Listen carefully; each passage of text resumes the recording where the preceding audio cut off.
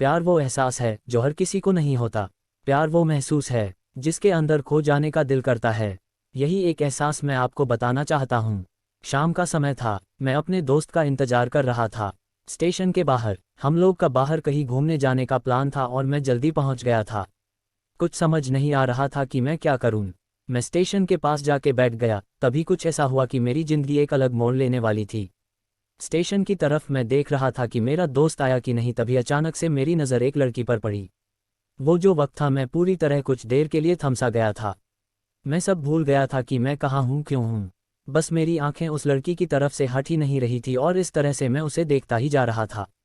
उसकी मासूम चेहरा, उसकी छोटी छोटी आंखें, उसके मासूम सा चेहरे पे वो मासूम सी उसकी हंसी, जैसे मानो कोई परी हो वो। उसे देख पहली नज़र में मानो दिल को कुछ होने लगा था। मुझे नहीं पता, बस दिल बोल रहा था कि मेरा दोस्त कुछ देर बाद आए या ये वक्त रुक जाए। मुझे उसका नाम जानना था, उसके बारे में बहुत कुछ पता करने को दिल कर रहा था, लेकिन कैसे करूं ये समझ ही नहीं आ रहा था। जब कुछ समझ नहीं आया तब मैंने बस भगवान से प्रार्थना किया कि मुझे ये लड़की मेरी जिंदगी में चाहिए। वो जा रही थी, मेरी आंखों से दूर, मुझे रोकना था उसे। उससे बातें करना था, उससे दोस्ती करनी थी और उसे अपने दिल की बात बतानी थी।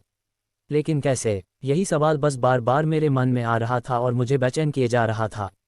मैंने फिर सोच लिया कि मेरी आंखों से दूर होने से पहले मुझे इसका नाम पता चल जाए तो मैं इसे अपना बनूंगा और शायद भगवान ने ही उसे भेजा होगा मेरे लिए, ये मैं समझूंगा। तभी भगवान ने चमत्कार कर दिया। पीछे से आवाज आया, प्रिया मैं यहाँ हूँ। फिर वो पीछे देखी तो मैंने देखा वहां से एक लड़की आवाज दी और वो उसका पास चली गई। तभी मैं समझा उस लड़की का नाम प्रिया था। मैं खुश हो गया और उस लड़की को मन किया जाके धन्यवाद बोल दूं, क्योंकि उसी के वजह से मुझे उसका नाम पता चला। बस तभी मैंने ठान ली, अब उसे अपना बनाना है, उसे अपनी जिंदगी में लाना है। फिर तभी मैं उसके पीछे जाने लगा कि अचानक ही पीछे से एक हाथ आया। पीछे देखा तो दोस्त आ गया था। अब मैं क्या करूं समझ नहीं आ रहा था। मैं क्या बोलूं उससे, कैसे मना करूं उससे, कैसे जाऊं मैं उसके पीछे। मैं इसी सोच में लगा रहा तब तक वो मेरी आंखों से दूर जा चुकी थी। दिल मानो रोने लगा था और तभी मानो ऐसा लगा कि जैसे सब कुछ एक सपना सा था बस, और आंखें खुल गया तो सपना टूट गया। मैं वहां से चला तो गया अपने दोस्त के साथ, लेकिन पूरी रास्ते बस उसी के बारे में सोचता रहा। मानो मेरा दिल अब उसके ख्याल से निकलने को तैयार ही नहीं था। दूसरे दिन मैं कॉलेज लिए तैयार हो गया और मैं कॉलेज पहुंचा और बेंच पे जाकर बैठ गया। तभी दोस्त ने बुलाया और कहा, देख अपने कॉलेज में एक नई लड़की आई है। मेरा मन अभी भी बस उसी के ख्यालों में डूबा हुआ था। आंखों से उसका चेहरा मनो हट ही नहीं रहा था। वो बार बार मुझे आवाज दिए जा रही था।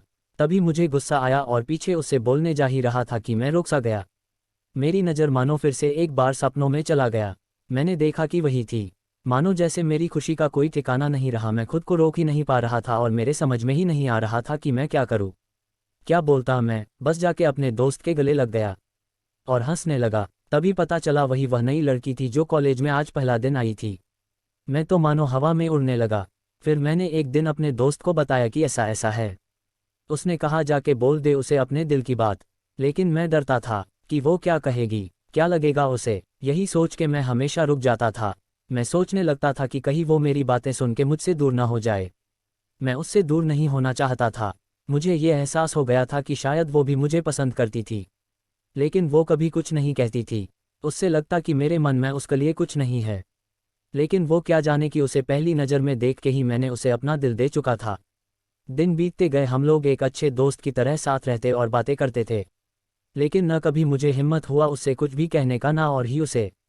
वक्त बीत गया और इस तरह हम लोग की पढ़ाई पूरी हो गई। लेकिन मेरे दिल में उसके के लिए अभी भी पहला और आखिरी प्यार था, और शायद उसके लिए भी।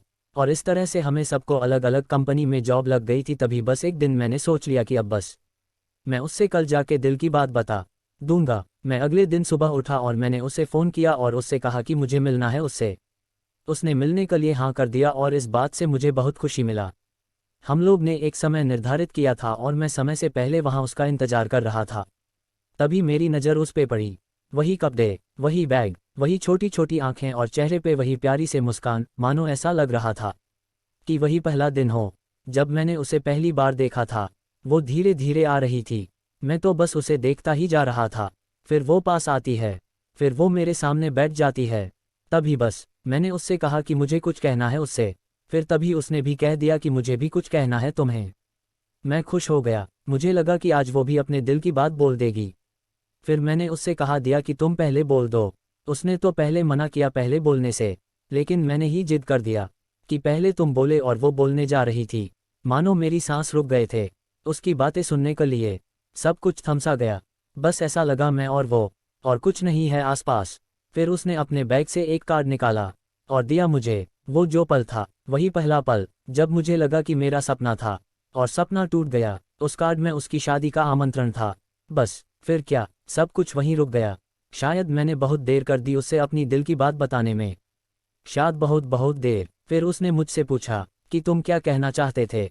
मैं क्या कहता, तब बात बदल दी और वो चली गई और मैं वहीं बैठे रह गया। मुझे उसे अपना बनाने का बस एक सपना ही था शायद, जो एक समय पे आकर टूट गया। वो आज का दिन और पहला दिन, मानो क्यों आया था मेरी जिंदगी में अब तक ये बात समझ नहीं आया।